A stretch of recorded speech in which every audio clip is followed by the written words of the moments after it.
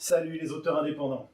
Dimanche dernier, je vous ai parlé des 12 choix qu'il est important de faire avant de songer à vendre son livre. Ces 12 choix, ils vous permettent de définir les grandes lignes de votre stratégie marketing, de votre stratégie d'auteur, d'où vont découler toutes les décisions un petit peu terre à terre du style « Est-ce que j'investis mon argent dans de la pub Facebook ou non ?»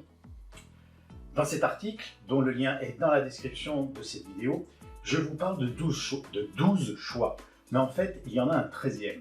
Devez-vous écrire un livre qui plaira au marché ou un livre qui vous plaira à vous? C'est une grande question qui, je m'en doutais, allait déchaîner les passions. Alors je vous l'ai posée sur le blog et sur les réseaux sociaux. Et j'ai pas été déçu de vos réponses puisque vous avez répondu à 99,9% écrire le livre qui me plaît.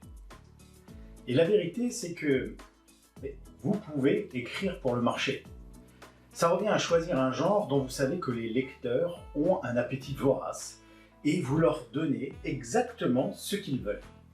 Cette stratégie, elle consiste clairement à écrire le type de livre dont vous savez qu'il va se vendre. Le but, c'est sans hésitation de faire du chiffre d'affaires et de faire rentrer de l'argent. Il y a des auteurs qui ont décidé qu'ils voulaient vivre de leur plume et qui réussissent à payer leurs factures en faisant ainsi. Et c'est vraiment pas moi qui vais leur jeter la première pierre. Pour cela, il faut savoir écrire vite, il faut savoir s'adapter aux niches du marché et évidemment il faut apprécier un minimum le genre dans lequel on se lance. Je vais prendre deux exemples. À l'heure où je vous parle, dans le top 100 des Kindle les plus vendus sur Amazon, il y en a 22, donc près d'un quart, qui sont des romances à tendance érotique avec un buste d'homme musclé sur la couverture. Bon, moi je peux pas le faire. Je suis plus brioche au Nutella que tablette de chocolat, mais ça marche. C'est un besoin du marché et celui-là, il dure depuis très longtemps. Deuxième exemple, les romans inspirés du jeu vidéo Minecraft. Ils ont attiré des centaines de milliers de geeks et de gamers pendant que le jeu était au sommet de sa popularité. Ensuite, le jeu s'est fait remplacer par Fortnite et le sous-genre sur Amazon est devenu complètement saturé. Les ventes ont chuté et les auteurs ont migré vers un nouveau genre. Alors bien sûr, vous pouvez aussi être un artiste. Ça revient à écrire ce que vous aimez et ensuite à vous intéresser à la façon dont vous allez le vendre, au marketing de votre création.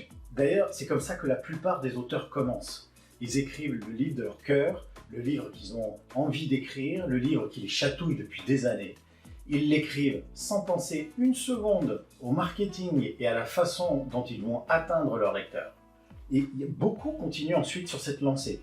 Ils satisfont leurs besoins artistiques avant les besoins du marché et ça leur convient très bien comme ça. L'exemple le plus extrême de cette forme d'écriture, c'est la poésie. L'auteur cherche la beauté du langage, la beauté des mots et surtout pas la rentabilité financière parce que tout le monde sait que la poésie ne se vend pas, en tout cas pas en grande quantité. Alors il est très important de comprendre deux choses sur ce 13e choix. La première, c'est qu'une option n'est pas meilleure que l'autre. Il est tout à fait possible pour un auteur de faire les deux tout au long de sa carrière. Si vous avez l'impression de vendre votre âme d'artiste, si vous avez l'impression de vendre votre âme au diable en répondant aux besoins commerciaux du marché, pensez au grand peintre qu'était René Magritte. Quand le marchand d'art Alexandre Lelat a senti le potentiel commercial qu'il y avait chez Magritte, il lui a commandé un nombre incroyable de variantes de ses œuvres originales, des variantes et des reproductions, notamment sa toile L'Empire des Lumières, puisqu'il en a fait pas moins de 28 entre les huiles et les gouaches. Tout ça dans le seul but de remporter un succès commercial. Alors, est-ce que Magritte a peint ses reproductions avec beaucoup de plaisir?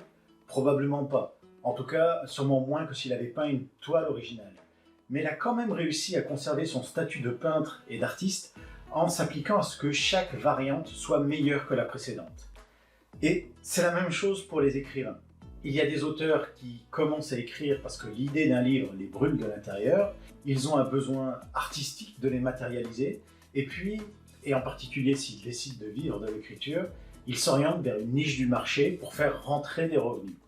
Parce que tout le monde a besoin de payer les factures, et il n'y a aucun mal à ça. Ce n'est pas parce qu'ils se lancent dans cette logique qu'ils arrêtent de devenir des écrivains. Surtout s'ils gardent le même souci de la qualité. Et c'est une des choses merveilleuses avec notre époque et avec l'auto-édition. Il y a de la place pour tous les genres d'auteurs. Et il y en a de plus en plus qui arrivent à vivre de leurs mots. Et moi, je trouve ça fantastique. Voilà, j'espère que cette vidéo vous a plu. Si c'est le cas, pensez à cliquer sur le petit pouce bleu juste en dessous. Et si ce n'est pas déjà fait, à vous abonner à la chaîne en cliquant sur ma grosse tête dans le coin là, juste là. À bientôt!